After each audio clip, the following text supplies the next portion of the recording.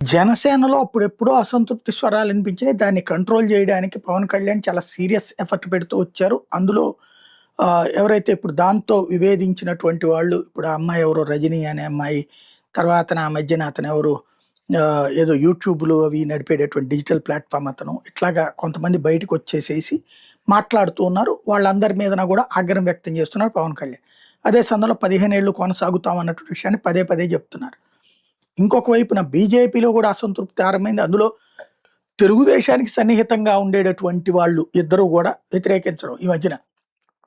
విష్ణుకుమార్ రాజు పదే పదే ఘాటు వ్యాఖ్యలు చేస్తున్నారు ప్రభుత్వ పనితీరు మీద.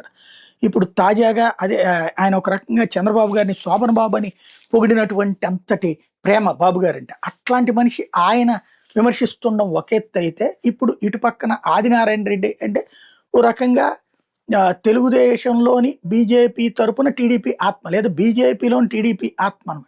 అట్లాంటి ఆయన తీవ్ర స్థాయిలో విరుచుకుపడ్డం. అంటే వీళ్ళకి పర్సనల్‌గా పనులు జరక్క విమర్శిస్తున్నారన్నది ఆంధ్రజ్యోతితో పాటుగా ఈనాడు ఇట్లాంటి వాళ్ళు అది టచ్ చేయలేదు. నేను ఆదినారాయణ రెడ్డి మాటల్ని ఒక్కరు కూడా టచ్ చేయలేదు. అంటేనే ఎంత చనువు ఉంది. అదే గనక వేరే వాళ్ళు ఏంటి ఇప్పటికి తాడ తీసేవాళ్ళు. ఏ సోమవీర్రాజు లేకపోతే ఏ మాధవ్ అని ఉంటే గనక అది బ్యానర్ పెట్టి ఇట్టెట్ట మాట్లాడతారని చెప్పి ఘాటుగా స్పందించేవాడు. ఆదినారాయణ రెడ్డి కాబట్టి స్పందించలేదు, కూల్‌గా ఉంచారు. అంతటి అభిమానం ఉంది ఆదినారాయణ రెడ్డి అంటే వాళ్ళకి. అట్లాంటి ఆయన మాట్లాడుకొచ్చారు. దాంతో సోషల్ మీడియాలో మాత్రం ట్రోల్ చేస్తున్నారు ఆదినారాయణ రెడ్డిని.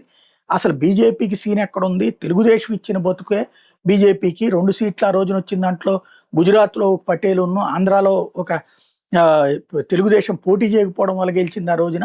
అలాంటి సిట్యుయేషన్‌లో మీరు బీజేపీకి లైఫ్ ఇచ్చింది తెలుగుదేశం తప్పించి తెలుగుదేశానికి లైఫ్ ఇచ్చింది బీజేపీ కాదన్నట్టు విమర్శలు చేస్తున్నారు.